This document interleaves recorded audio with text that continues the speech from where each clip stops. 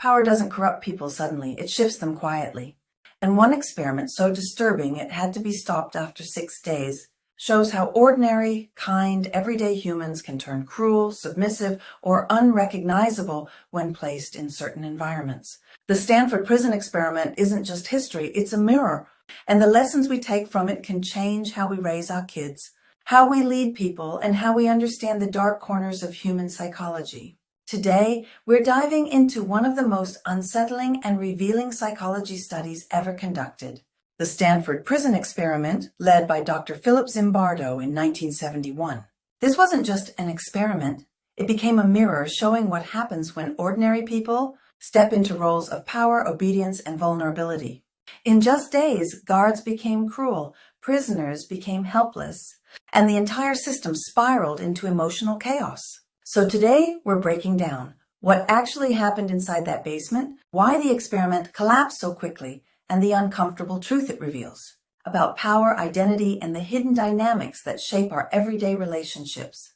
Because the line between who we are and who we become in certain roles is much thinner than we like to believe. 2. The power of the situation. Zimbardo's most unsettling discovery was simple and terrifying. It's not just who we are, it's the situation we're placed in. Environments shape behavior far more than we like to admit. Put good people in a bad system, give them distorted power, little oversight, and roles that strip away individuality, and they'll start acting in ways that violate their own values and self-image. This wasn't a story about bad apples. It was a story about how quickly a situation can twist ordinary people when structure, authority, and identity collide. How things escalated. Day 1. At first, the prisoners laughed everything off. They joked, pushed back, and ignored guard commands, treating the whole thing like a strange experiment instead of a real prison. But the guards didn't like being dismissed, and tension quietly began to build. Day 2. Then the rebellion erupted. Prisoners blocked their cell doors with mattresses, refused orders, and tried to reclaim a sense of control. The guards responded with force. Fire extinguishers, sleep deprivation, isolation, forced exercises, psychological intimidation, and suddenly you could feel the shift. The cruelty wasn't coming from bad people, but from ordinary men stepping into powerful roles that changed how they saw themselves and each other. A disturbing transformation? Within just a few days, everything shifted. The guards grew more authoritarian, more aggressive, more cruel. The prisoners became passive, hopeless, and emotionally overwhelmed.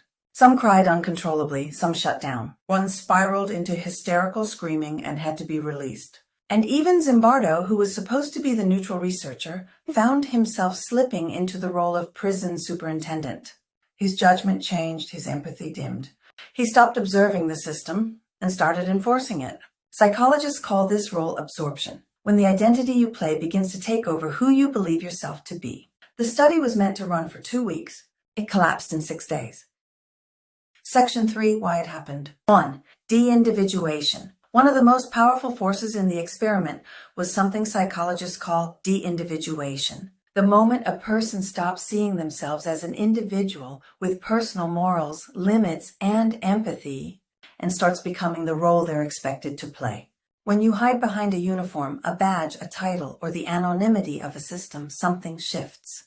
The guards weren't John or Mike anymore. They were authority, rule enforcers, people with power and no accountability. The prisoners weren't Tom or David. They became prisoner 416, a number, a category, a role stripped of identity and dignity. When identity dissolves, behavior changes. And ordinary people start doing things they never imagined they were capable of. Zimbardo's most unsettling discovery was this. It's not just who we are, it's the situation we are placed in. Environments shape behavior far more than we want to admit. Put good people in a bad system with distorted power dynamics, lack of oversight, and roles that strip away individuality. And those people will begin acting in ways that contradict their own values, beliefs, and self-image. This wasn't a story about bad apples. It was a story about how powerful a situation can become when structure, authority, and identity collide.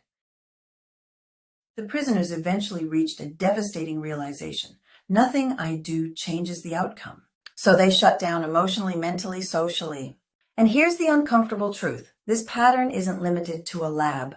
It shows up in abusive relationships, in children growing up in unstable homes, in employees trapped under toxic leadership. When people feel powerless long enough, they stop fighting. Not because they're weak, but because their nervous system adapts for survival. The experiment didn't just imitate real life, it exposed it. On day 6, a young graduate student named Christina Masluk, who would later become Zimbardo's wife, walked into the basement. What she saw stunned her: exhausted, defeated prisoners. Guards shouting insults and dehumanization happening in plain sight. She looked at Zimbardo and said one sentence that cut through the entire illusion: "What you're doing is wrong." And in that moment, Zimbardo snapped out of the role he'd absorbed. The experiment, planned for 2 weeks, was shut down immediately. This moment revealed something profound. Sometimes it only takes one outsider, one clear voice to shatter a dysfunctional system everyone else has gotten used to.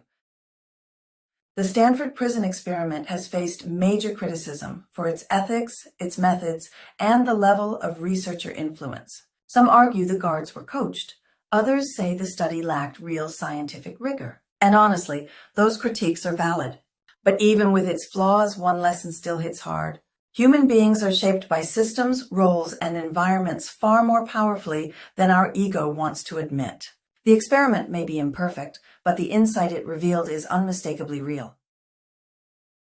The takeaways we can use in our lives. 1. Power changes people quietly. Anyone can become controlling when they're given unchecked authority: parents, bosses, partners, teachers, leaders. So be aware of the role you take on and the impact it has on people who trust you. 2. Environments shape behavior more than personality. When someone acts out of character, ask what environment is shaping them. Is it pressure, fear, powerlessness, exhaustion, or shame? People don't transform in a vacuum. They respond to the systems they're placed in, including the ones we create. The moment you reduce someone to difficult teenager, problem employee, criminal, lazy partner, or attention seeker, you stop seeing a full human being and start reacting to a stereotype. That's when we slip into the guard mindset: policing, judging, controlling. Because labeling someone by their symptoms is always the first step toward cruelty. 4. Silence enables dysfunction. The Stanford experiment only ended because one person finally spoke up. And real life works exactly the same. Say something when a child is mistreated. Say something when a friend is belittled. Say something when a system turns toxic. Silence isn't neutrality, it's surrender. The Stanford Prison Experiment forces us to confront a truth most of us don't want to believe. None of us are above influence. Not intelligence, not morality, not self-awareness can fully protect us from the power of roles, environments, and unspoken expectations. Even the strongest, most grounded person can start acting differently when the situation around them shifts. And that shouldn't make us feel ashamed. It should make us compassionate. Compassion for ourselves, because being human means being shaped by forces bigger than we notice.